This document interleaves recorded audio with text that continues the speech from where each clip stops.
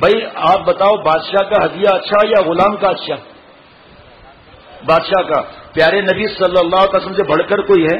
اللہ تعالیٰ کے بعد کس کا درجہ ہے؟ حضور صلی اللہ علیہ وسلم کا. مشکات شریف کی حدیث پاک صفحہ 188 کہ جو تینوں کل صبح و شام پڑھ لے گا جادو سے، نظر سے، حسد سے، ہر شر سے اس کی حفاظت ہوگی. 3 بار پڑھ لے بس. ایک صحابی نے عرض کیا نبی صلی اللہ تعالی علیہ وسلم قرضہ بہت ہو گیا ہے، کوئی نصیحت فرما دیں.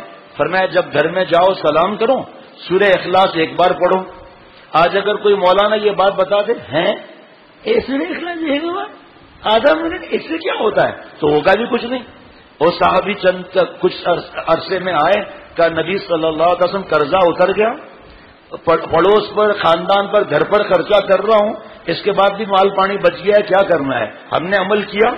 اگر عمل بھی کیا اتنا میرے پر قرضہ ہے اور میری انویسٹمنٹ 1 لاکھ کی ہے، گھر کا خرچہ 12,000 روپے، 1 لاکھ پر کون سا دھندا ہے کہ 12,000 مجھے ملے اور ایک اسٹاف کو تنخواہ بھی دوں؟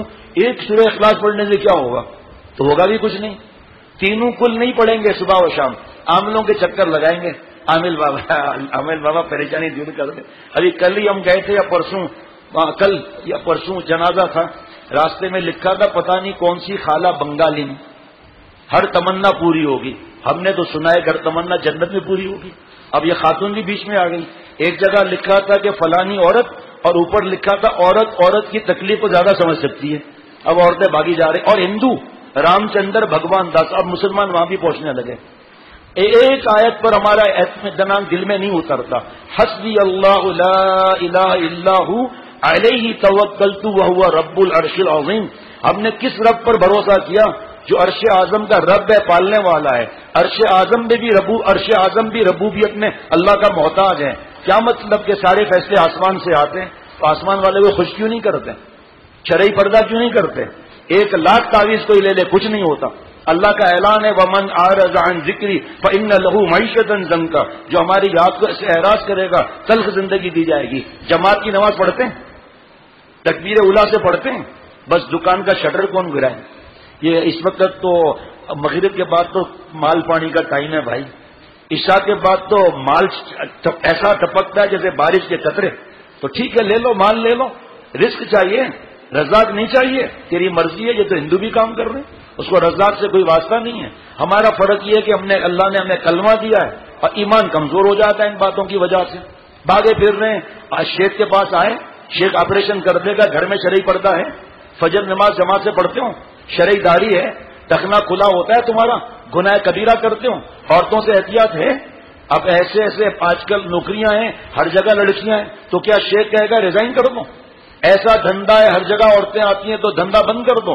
تم جویلری، ایک حضرت والا کے خادم، ان کا جویلری کا کام پرانا بابا دادا کا، حضرت سے جڑے، اللہ نے دل بدلی کیا تو کہا حضرت میں اب جویلری کی دکان بند کرنے والا ہوں. فرمایا خبردار، ایک آدمی رکھو، تنخواہ بھی دو، کمیشن بھی دو.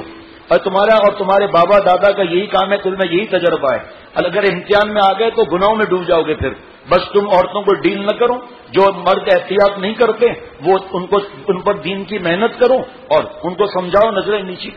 آپ کو بھی ڈیل کرنا ہوگا، نظریں نیچی رکھو، تقوی کے ساتھ رہے، اللہ کے ولی بنے، اللہ کو خوش کیا، گھر میں اپنا دین کا سارا سسٹم صحیح کیا اور گنگناتے ہوئے شاداں فراں اللہ کے پاس چلے بھی گئے.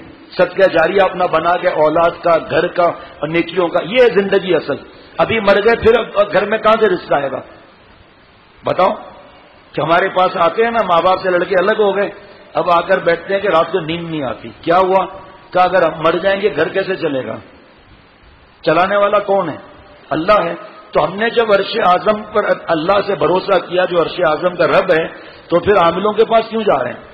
ہمارے پاس واقعات آتے ہیں چوری ہو رہا ہے، چوری ہو رہا ہے. بھائی دیکھو کام والی تو نہیں ہے، اب بہت پرانی کام والی ہے، آخر میں ترکیبیں بتائیں وہی پکڑی گئی. ٹھیک، الحمدللہ ہمارے گھر میں کام والی ہے ہی نہیں، ہم خود کام کرتے ہیں. پتہ نہیں کہاں سے میں نے کہا بھائی جنات آ گئے.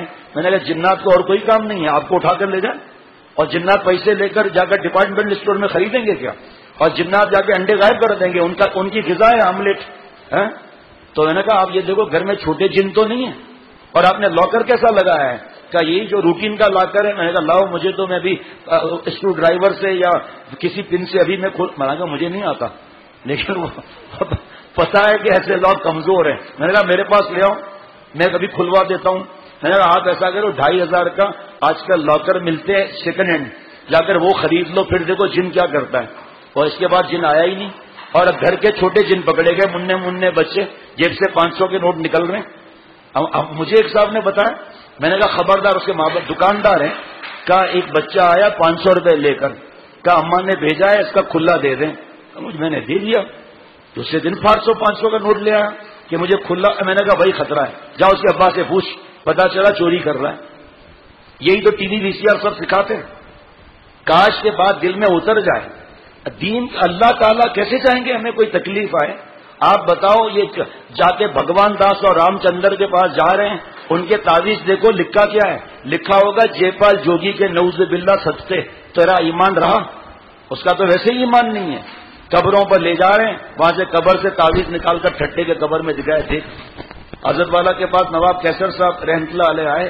حضرت والا سے کہا حضرت یہ دیکھیے ان کا کیا حال ہو گیا ہے, ان کا کاروبار جو ہے وہ ختم ہو گیا ہے, اور ان کو ایک صاحب لے گئے تھے ٹھٹا کے قبرستان میں, 5ویں قبر کو کھودا, اس میں سے یہ تعویذ نکلا.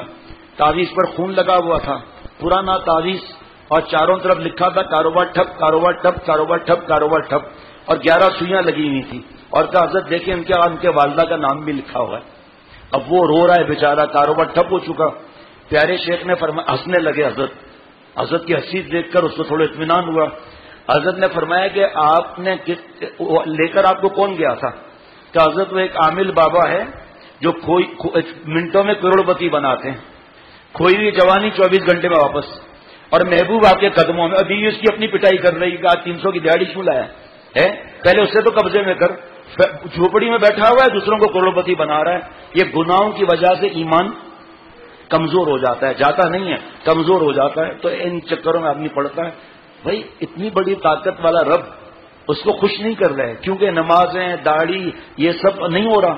ٹی وی کیسے گھر سے نکالے, ننگی فلمیں کیسے گھر سے نکلیں.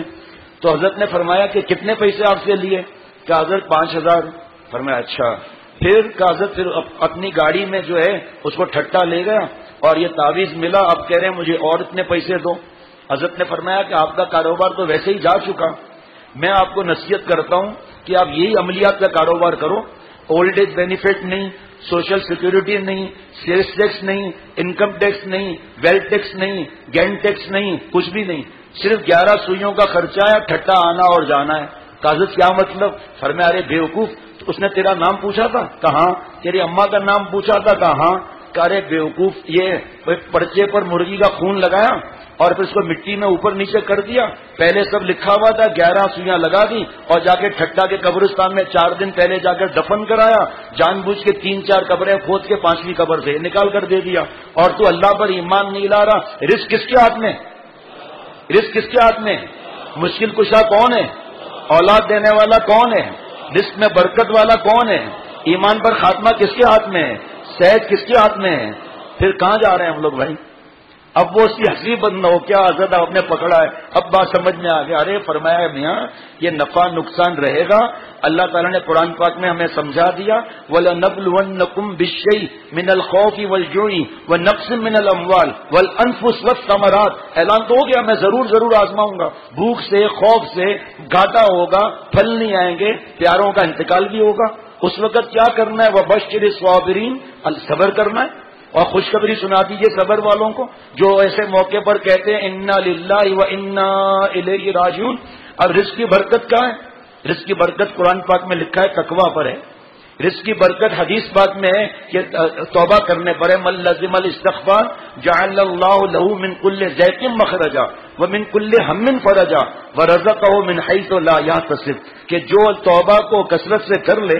پیارے شیخ نے فرمایا کہ عربی کی جمع 3 کی ہے, ظہر بعد, مغرب بعد, عشاء بعد جو توبہ کے 2 نفل پڑھ لے. اور ہمارے پاس دعا لکھی ہے ربنا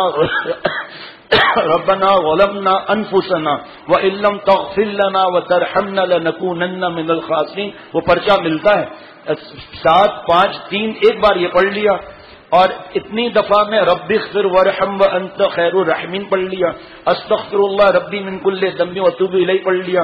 اللہ سے دعائیں مانگ لی کہ اللہ میرے غم دکھ پریشانی کو خوشی اور راحت اور مزیدار زندگی میں بدل دیں.